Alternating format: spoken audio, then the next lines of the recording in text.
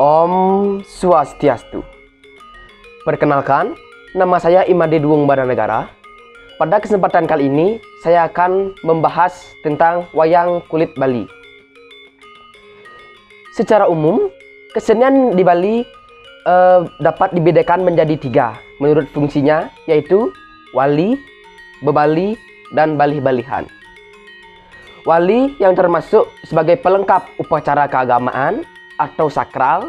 Kalau di Bali biasanya seperti topeng Sidakarya, wayang wali juga termasuk di sana.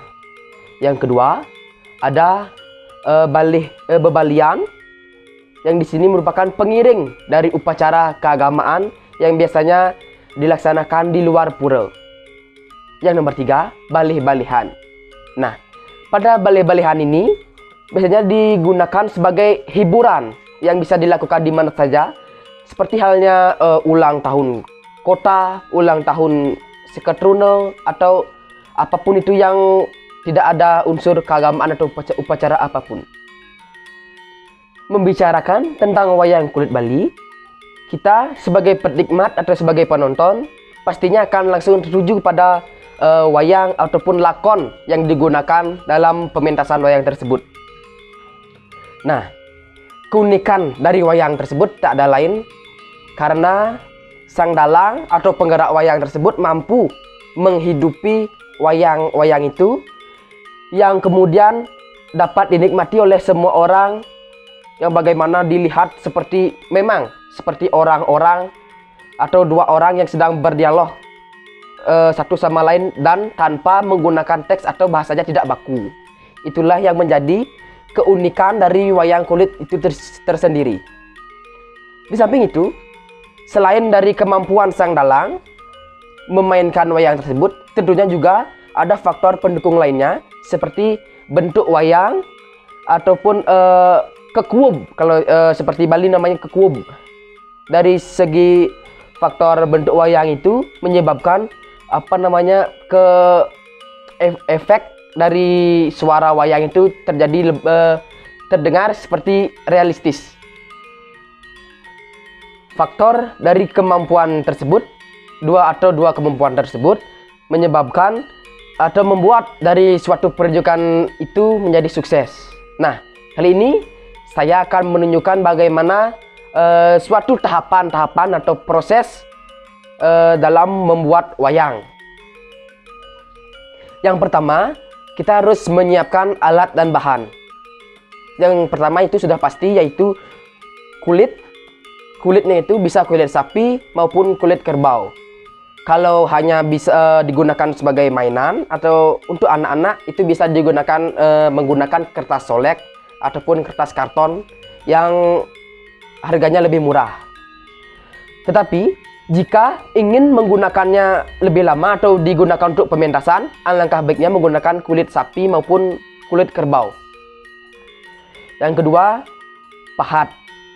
Pahat digunakan untuk memahat wayang agar terdapat sebuah bentuk yang menyerupai tokoh-tokoh wayang itu sendiri. Yang ketiga, ada semeti atau palu. Palu dari wayang tersebut. Itu digunakan sebagai pemahat, itu untuk memahat pahatnya agar masuk ke dalam kulit dan menjadi sebuah pahatan yang indah, tersusun rapi. Yang ketiga, ada spidol. Spidol itu untuk menggambar atau dalam bahasa keseharian disebut mengorten, itu untuk membentuk wayangnya di dalam kulit, untuk menggambar wayang di kulit tersebut. Spidol maupun pulpen itu bisa saja digunakan menurut kesukaan dan fungsinya tersendiri. Kalau biasanya menggunakan pulpen, itu bisa di bagian mata yang kecil-kecil maupun di gigi. Yang selanjutnya itu ada talenan, ini digunakan sebagai penahan dari pahatan tersebut agar tidak terlalu keras di bawahnya, maka digunakanlah talenan kayu. Yang terakhir Pada saat selesai proses pembuatan wayang tersebut, pemahatan wayang tersebut, maka dilanjutkan dengan proses pengamplasan yang tentu menggunakan amplas. Ini bertujuan untuk menghaluskan ukir-ukiran yang sudah dipahat tadi agar finishingnya lebih baik.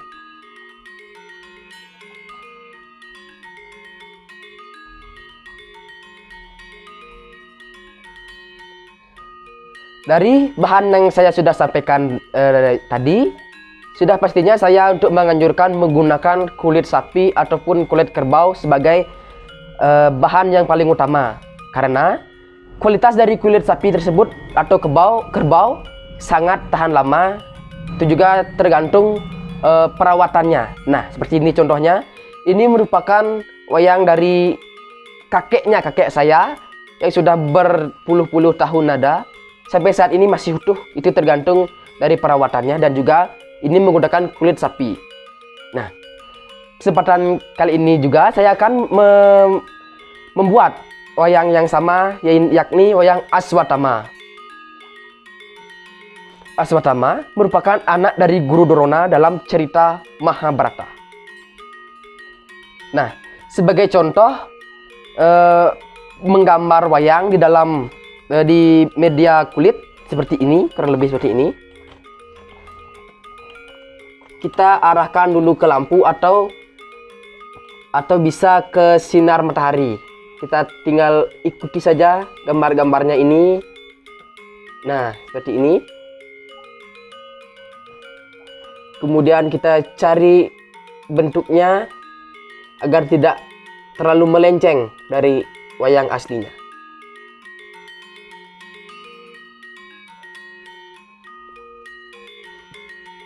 Nah, kurang lebih seperti ini prosesnya.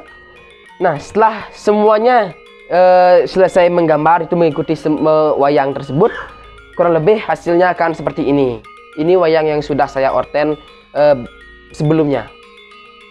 Hasilnya akan tampak seperti ini.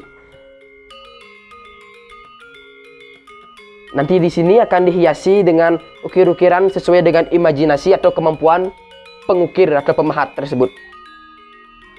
Pada tahapan selanjutnya, setelah selesai pengortenan ataupun menggambar di kulit tersebut, selanjutnya kita memilih pahat yang akan digunakan untuk memahat wayang tersebut.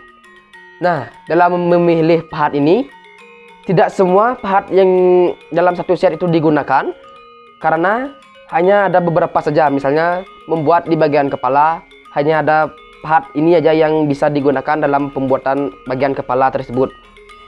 Karena di sini ada pahat yang agak kecil, ada juga yang lebih lebar. Nah, ini menurut sesuai fungsinya, maka kalian bisa menyesuaikan pada penggunaan apa pahat ini dilakukan.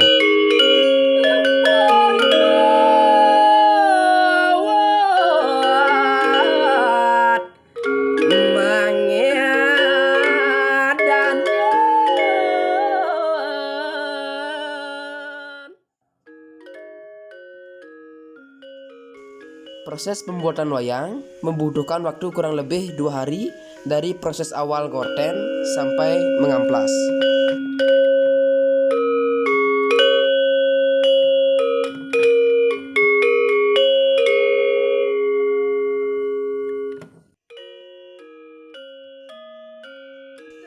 Sebelum tahap proses mengukir dilakukan, kulit yang sudah diorten atau digambar agar terlebih dahulu dipaku. Hal ini memudahkan proses mengukir supaya kulit tidak berpindah-pindah.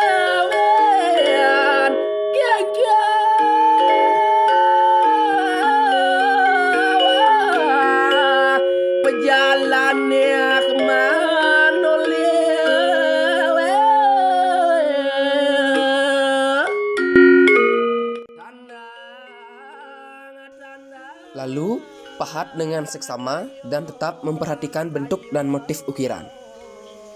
Motif ukiran juga dapat dikembangkan atau divariasikan sesuai selera dan kemampuan, serta bisa juga meniru motif ukiran pada wayang yang sudah ada sebelumnya.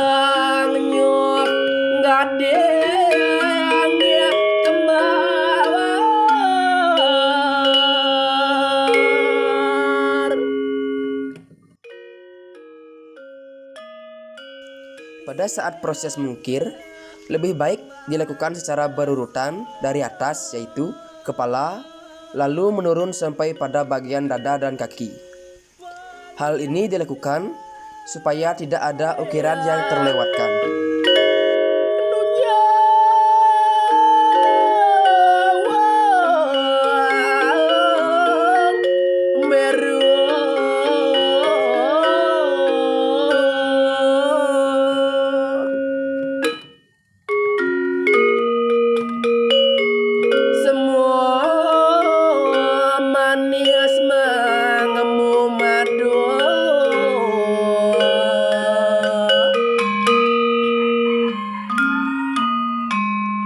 Bangkiang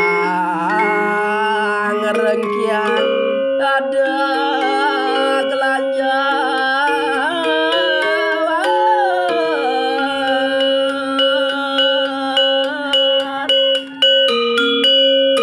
kayungane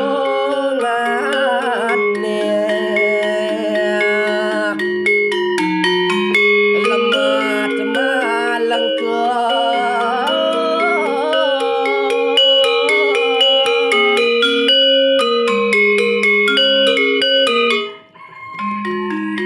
rambut selam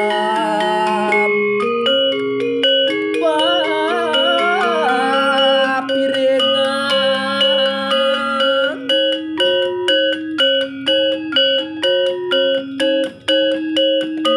selam dam-dam sama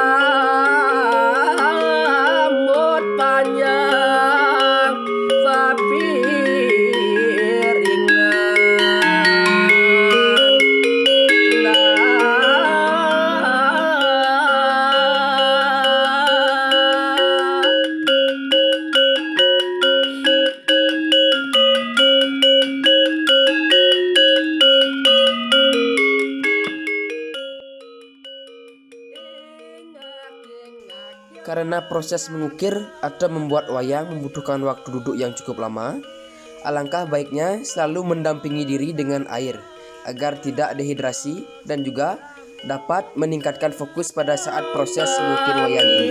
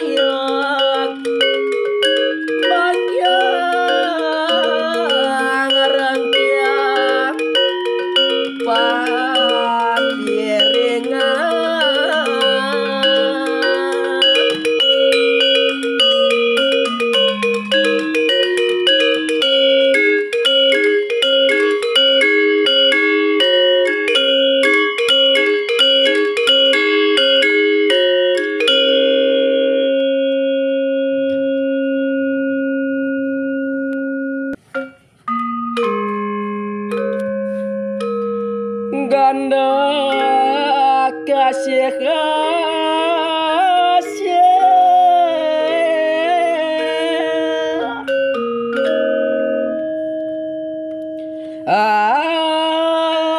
dari pejam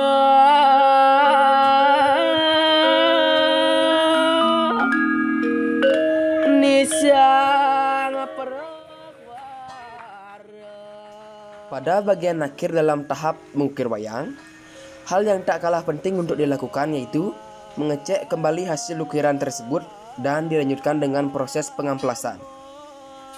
Proses pengamplasan pada wayang dilakukan pada bagian yang diukir agar tidak terdapat ukiran yang menonjol dampak dari hasil pahatan. Dan hal ini juga bisa meningkatkan kualitas nilai dari wayang itu sendiri.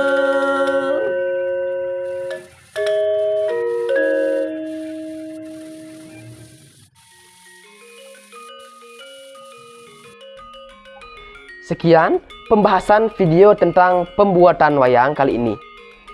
Nah, di sini saya tidak ingin mengajari ataupun menggurui teman-teman sekalian, melainkan saya di sini hanya untuk berbagi bagaimana cara saya dalam membuat wayang tersebut.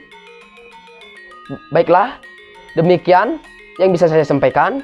Bila ada kesalahan kata maupun tindakan saya yang kurang mengenakan, saya mohon maaf. Saya tutup dengan Parama Santi. Om Santi Santi Santi Om.